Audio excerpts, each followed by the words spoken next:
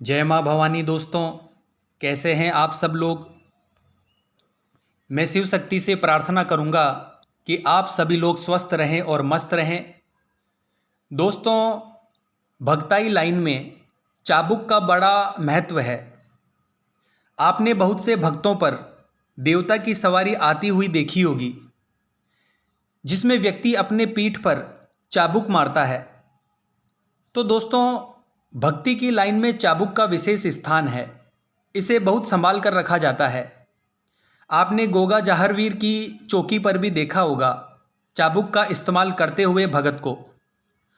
बहुत से ऐसे हमारे देवी देवता हैं, जैसे नाहर सिंह हैं, सबल सिंह हैं, कैसरमल बावरी, और भी ऐसे कई पीर हैं जो चाबुक का इस्तेमाल करते हैं जब उनकी सवारी आती है।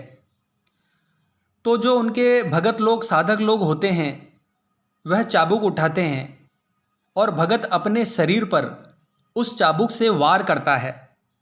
और कई बार नाथ जी महाराज की सवारी होती है, तो कई बार हमें देखने को मिलता है कि जो भगत है वह अपने शरीर पर चिमटा बरसाता है। तो दोस्तों, क्यों भगत लोग अपने शरीर पर चाबुक बरसाते हैं? चाबुक का क्या महत्व होता है इस भक्ताई लाइन में? दोस्तों, चाबुक जो होती है वह एक लोहे की जंजीर सी होती है, जिसमें एक कड़ा होता है और उसके नीचे की ओर लोहे की सांकलें होती है, लोहे की छड़ सी होती है। और जब किसी भगत में सवारी आती है तो देवता आने पर, सवारी आने पर भगत उस चाबुक का अपनी पीठ पर वार करता है। यानी वह भगत अपने आप ही देवता की सवारी के अंदर उस चाबुक को उठाकर अपनी पीठ पर मारता है। तो दोस्तों, ऐसा क्यों करता है वो भगत? दोस्तों, जो देवता की चाबुक होती है उसका अलग ही महत्व होता है।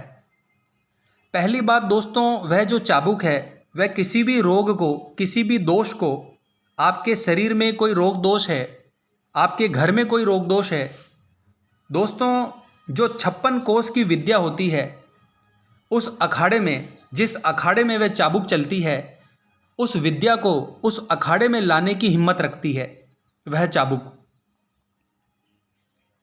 जो भी देवता अपने नाम की चाबुक चला रहा है, इसका मतलब है दोस्तों कि अगर कोई भगत देवता की सवारी ले रहा है किसी अखाड़े के अंदर, तो वह अगर चाबुक को चलाता है तो इसका मतलब है कि वह देवता अपनी हुकार भर रहा है कि इस 56 कोष की जितनी भी विद्या है, जितनी भी शक्तियां हैं, तमाम शक्तियां, जितनी भी भूत प्रेत की काली विद्याएं जितनी भी है, उसको मैं इस अखाड़े में हाजिर कर सकता हूं। और वह अपने नाम की हुकार मारता है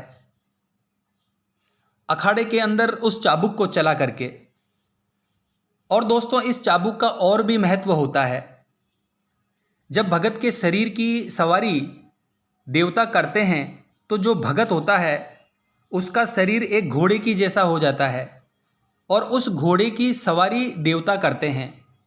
और जब वह शरीर पूर्णतया अपने जोर पर नहीं आता है तो भी वह देवता चाबुक उठाते हैं और उसे शरीर पर बरसाते हैं, ताकि वह शक्ति शरीर पर पूर्ण रूप से आ सके और देवता उस पर पूरी तरह से सवारी कर सके और जितने भी वचन दे वह सारे सच्चे हो पाएं।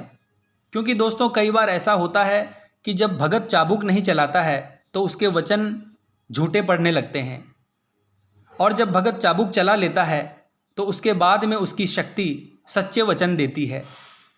ऐसा इसलिए होता है क्योंकि हमारा शरीर उस देवता की सवारी को पूर्ण रूपेण नहीं चलने देता। फिर हमारे द्वारा की गई गलतियों से हमारे ऊपर जो सवारी आती है वह बंध जाती है। इसका और भी कई कारण है दोस्तों। देवता का जो भोग है वह आप नहीं दे रहे हैं।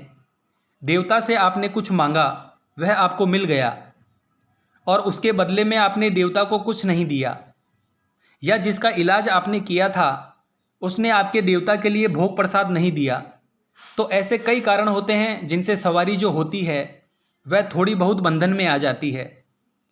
तो उन बंधनों को जब काटा जाता है किसी अखाड़े में, और देवता पर जब सवारी आती है, व्यक्ति पर जब सवारी आती है, तो उस चाबुक के द्वारा ही वह अपने बंधनों को काटता है। जितनी ज़्यादा वह चाबुक मारता है उतना ही भला उस भगत का होता है। उस भगत के घर में जो रोग दोष हैं उसका नाश होता है और उसकी चौकी के ऊपर, उसकी शक्ति और सवारी के ऊपर जो बंधन होता है उसको भी इस चाबुक के द्वारा वह देवता तोड़ता है।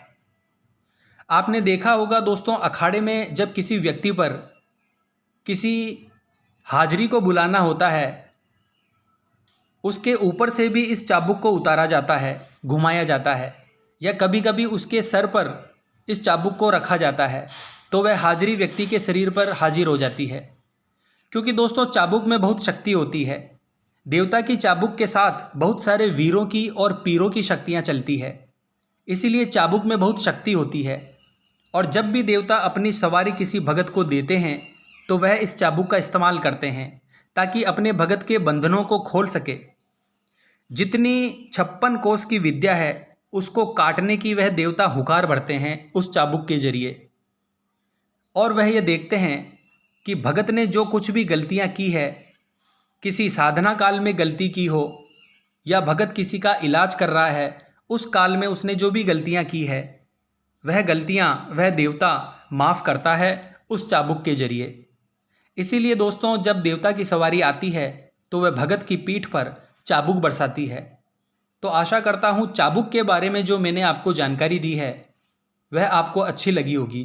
तो मिलते हैं नेक्स्ट वीडियो के माध्यम से। जय माँ अम्बे, जय श्री